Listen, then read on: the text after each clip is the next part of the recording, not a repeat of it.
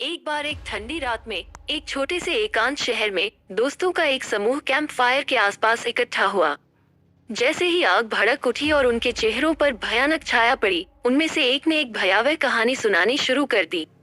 कहानी शहर के बाहरी इलाके में स्थित एक पुरानी परित्यक्त हवेली के बारे में थी, जिसके बारे में अफवाह थी कि वहां दुष्ट आत्माओं का साया है। किंवदंती है कि हवेली का पिछला मालिक एकांत प्रिय विकृत व्यक्ति था जो काले जादू में लिप्त था।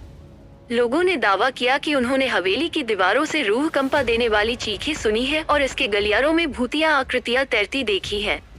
दोस्तों के समूह ने घबराकर हंसते हुए कहानी को महज अंधविश्वास कहकर खारिज कर दिया। लेकिन जैसे जैसे रात बढ़ती गई, कैंप फायर के आसपास अजीब चीजें होने लगी। अस्पष्ट परछाइयां पेड़ों पर फैल गई और हवा में बेचैन कर देने वाली फुसफुसाहटें आ गई जो उस कहानी को प्रतिध्वनित कर रही थी जो उन्होंने अभी अभी सुनी थी। अचानक उनमें से एक दोस्त गायब हो गया और अपने पीछे केवल अपनी खून जमा देने वाली चीख छोड़ गया।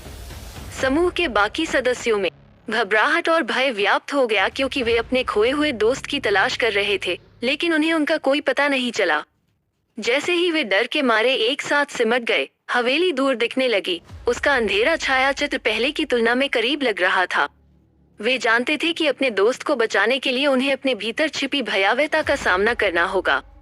अनिच्छा से वे जर्जर हवेली की ओर बढ़े। उसके चरमराते दरवाजे और टूटी खिड़कियां भय की एक भयानक सिम्फनी पैदा कर रही थी।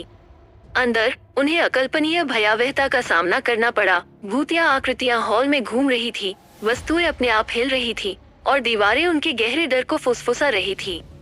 एक एक करके दोस्त हवेली के भीतर दुष्ट ताकतों के आगे झुक गए और अंधेरे में गायब हो गए।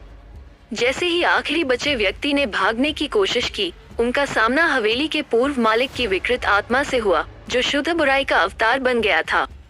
ये रोंगटे खड़े कर देने वाली कहानी उत्तरजीवी के भयभीत चेहरे की एक भयावह छवि के साथ समाप्त हुई, जो हमेशा के लिए आतंक में अंकित हो गई क्योंकि दुष्ट आत्मा ने एक और शिकार को अपना बना लिया।